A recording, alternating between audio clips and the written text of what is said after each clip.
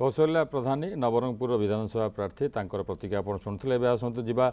धर्मगढ़ जी BJD प्रार्थी अच्छा पुष्पेन्द्र सिंहदेव सी कौन कहते निश्चित भाव में दलर सभापति तथा माननीय मुख्यमंत्री नवीन पट्टनायक महोदय को सहित आम 5T अध्यक्ष श्रीजुक्त VK पांडियान महोदय को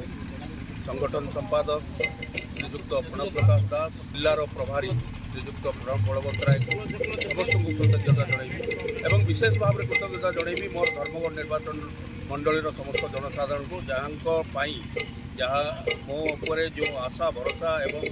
जो आस्था विश्वास रखिंट एवं से जो ही आज मु